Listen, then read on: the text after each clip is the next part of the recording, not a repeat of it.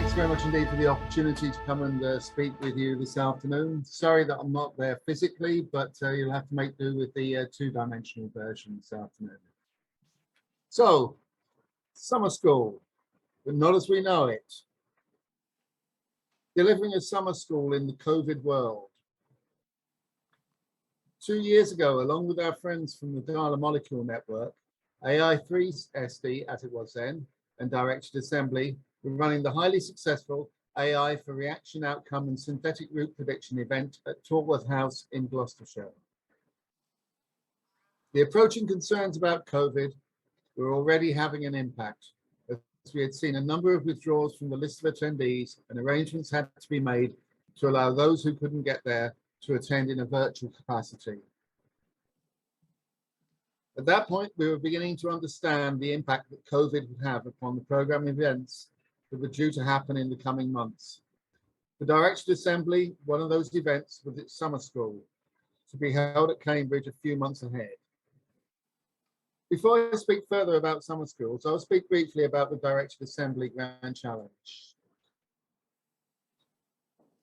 Its long-term vision is the development of methodologies that will afford control over the preparation, properties, and function of a condensed material, with the assembly of molecular building blocks into pre-designed structures that will lead to the fabrication of materials with specific properties.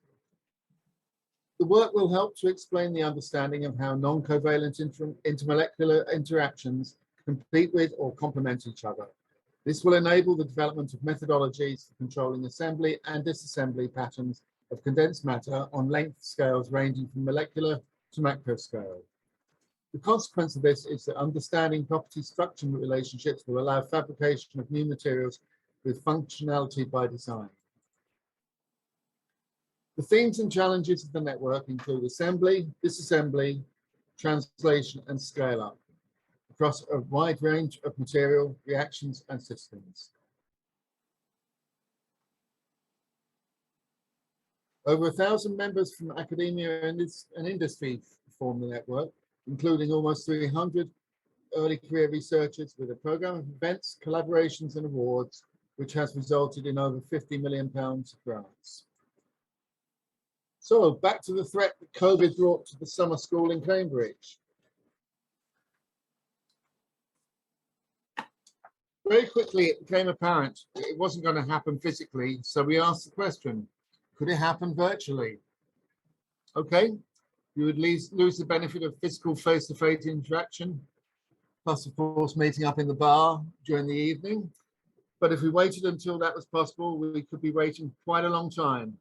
And one thing that was for sure was that we weren't going to get any refunds on those days. So what would be the problems associated with running it virtually? It's a lot different sitting in a lecture theatre, listening to a series of speakers, to sitting at home, staring at a screen with headphones on.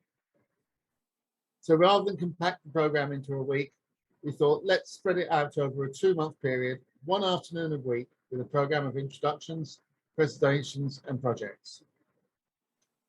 To overcome the issues of attendees committing to attending every Tuesday afternoon for 8 weeks over July and August, we decided to record the talk so that if an afternoon was missed, then it could be caught up at another time. We had about 25 people sign up. We lost about 3 over the course of the program, which was far better than what we expected. And we had some great feedback from the attendees. So having proved the concept and discussed it with Sammy and Jeremy, when it became apparent that 12 months down the line, it was still unlikely that we were going to be able to run a summer school in 2021. This is when the machine learning from materials and chemicals became a reality. By combining the groups from the two networks, it exposed each to the knowledge and thinking of the other. From the 6th of July through to the 23rd of August, we put a program in place that gave the students the opportunity to hear from their fellow attendees and from a panel of excellent speakers.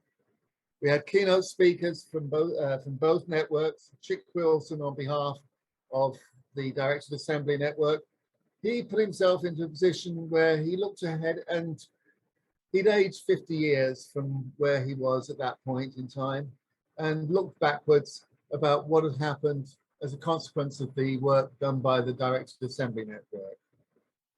From the AI3 network, the speaker from IBM gave an excellent start to proceedings, and that really kicked things off quite nicely. We then had the opportunity to work together on some projects that were championed by some of the speakers.